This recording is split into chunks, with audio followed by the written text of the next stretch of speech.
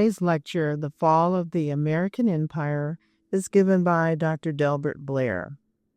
If you would like additional tapes, audio or video, vitamins, herbals, magnets, or diodes, please contact Dr. Blair or his staff at the Meta Center.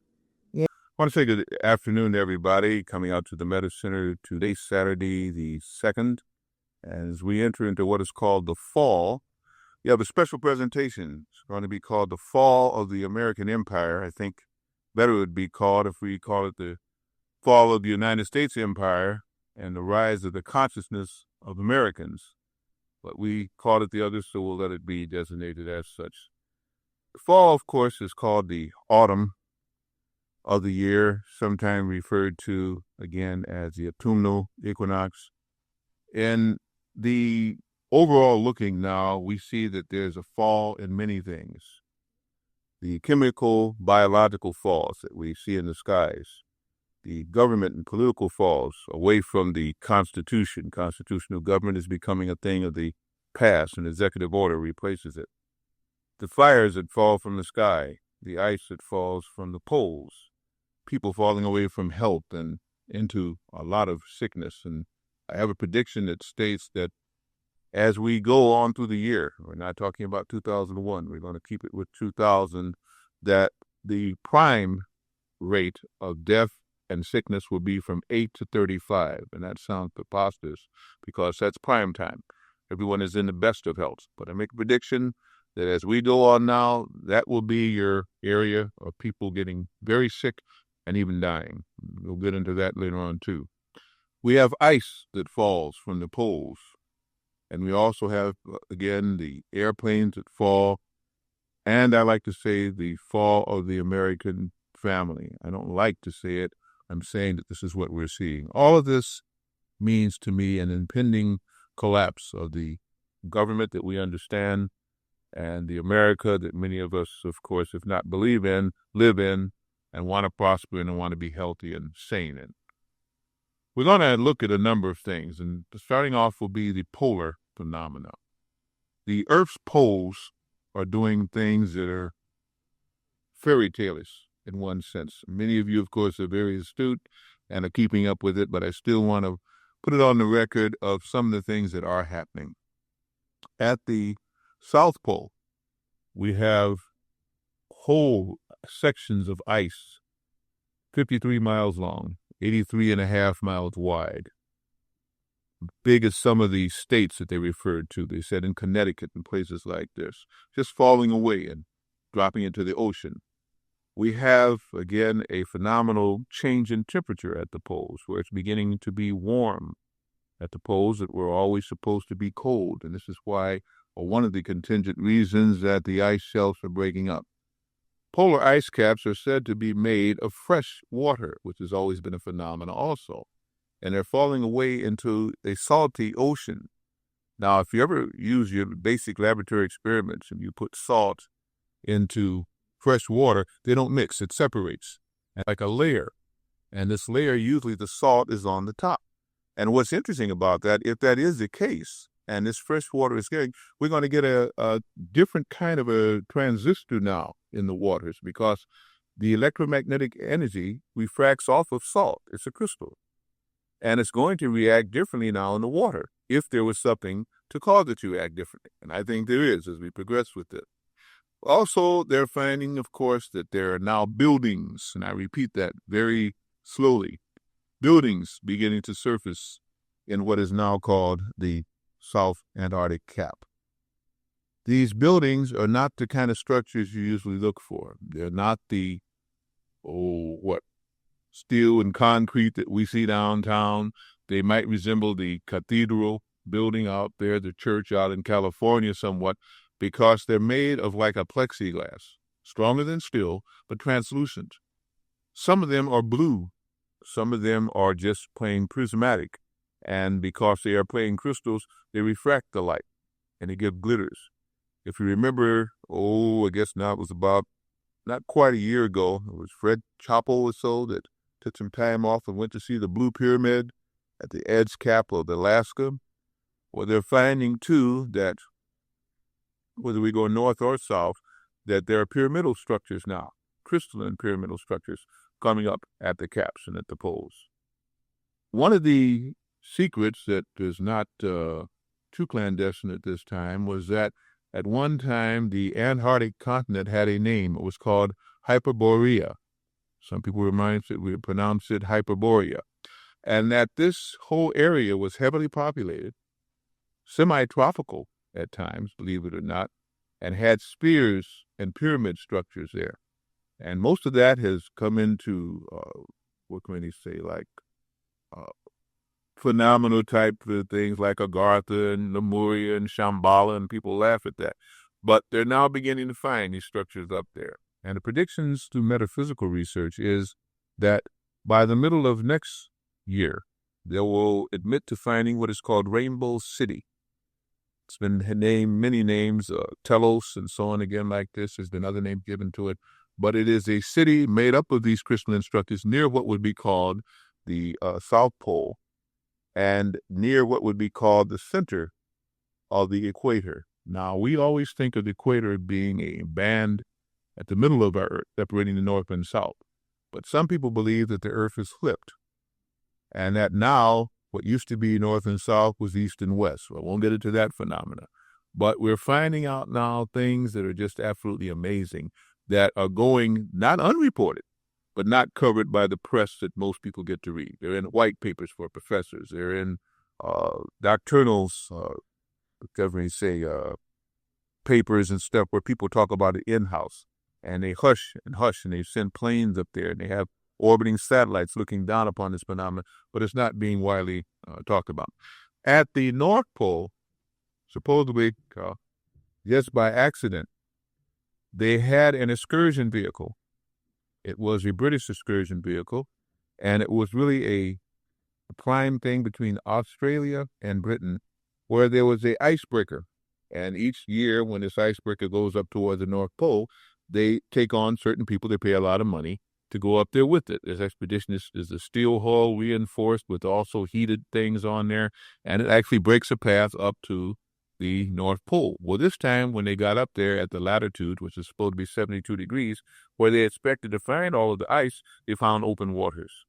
And then for 5 miles, they did nothing but plow through open waters. No ice, nothing. A long-kept clandestine metaphysical secret was that there was no such thing as the North Pole, but that there was a area up there that has a lot of icebergs. But once you got to the icebergs and got closer to the North Pole, where everything's supposed to be frozen, it became open waters. Well, now seemingly the barrier, whether it was proposed or accidental or what, of ice is now melted, and there are now straits, open seaways through the Bellinghausen Straits there and many others that now can let you into this open water. Now, if that is the case, that means that on both ends of our planet, there is a melting away of so-called protective or so-called barrier ice, and that ice has got to go somewhere. And if it's going into the oceanic waters, which would be the logical thing, it means that the sea or the oceans would have to begin to rise, because now, even though the pressure of the iceberg was stable there, they're now more free-flowing, and they would flow toward the equator, which means, again, that there could be equatorial flows, there could begin to be possible tsunamis, or even, of course, the most dreaded of all things, what? When the water comes in, and you see the picture up there again, of all types of things. What is very interesting, too, I'm going to read this one directly off to you again. Researchers thought faults had created cracks, but later discovered that gas had created huge depressions. The gas is trapped under layers of sediment on the shelf edge, said Neil Driscoll in the Woods Hole Oceanography Institute. What this refers to is that they now have found not only breaks in the continental shelf, no more than, less than really 30 miles off the coast of where we have the West Virginia, North Carolina, and so on again like that. But they're also finding out now that these rifts are becoming connected, that there is a big gap in the shelf off the east and west coast of the United States, but especially the east coast.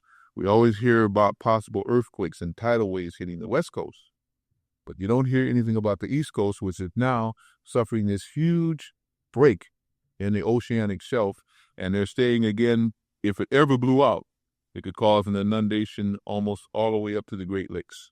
It would take out the eastern seaboard.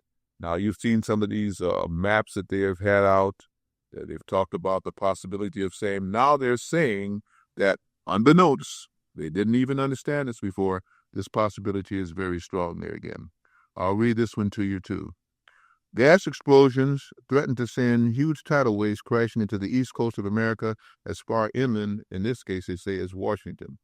Scientists investigating rifts in the ocean floor found the continental shelf disturbed by unidentified gas. The blowouts have torn holes up to 3 miles wide and 165 feet deep.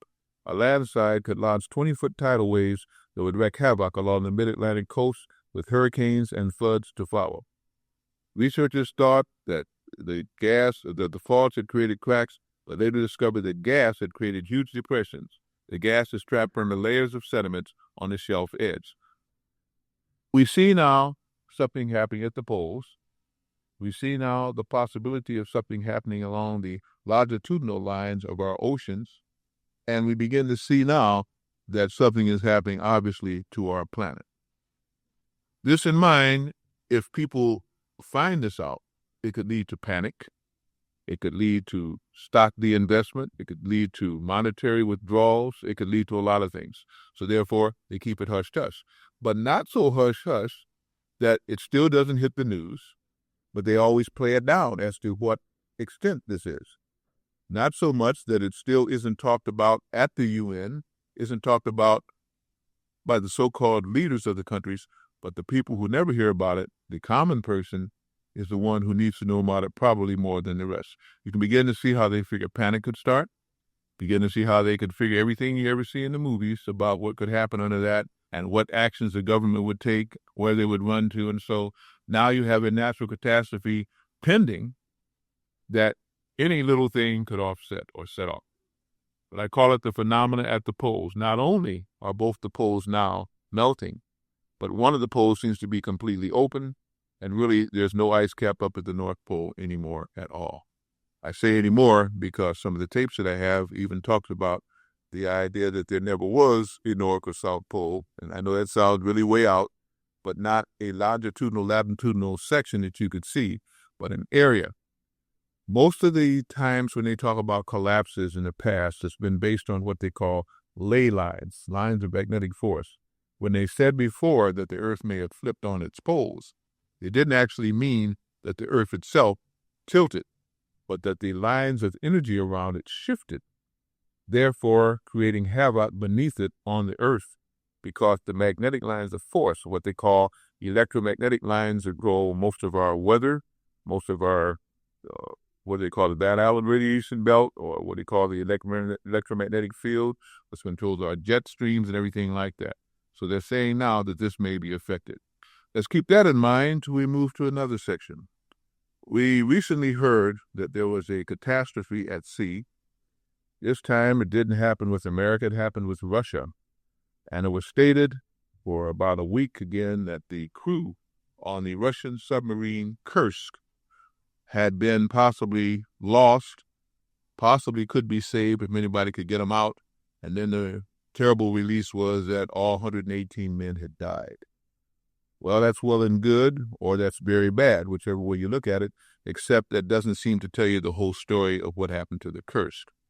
They told you also, to just rehash the phenomena as it went, that this particular submarine had gone down, had been a blow-up or explosion or something, that the men were down there trapped and they were trying to get them out, but the Russians did not want any help from America, and they finally agreed to Norwegian help or something like this, and then they went down, got in fairly quickly, but found that the devastation was terrible, that the hole had been there, that all had been there had been frozen to death with the cold water, or there would be no sign of life, and they let it go at that.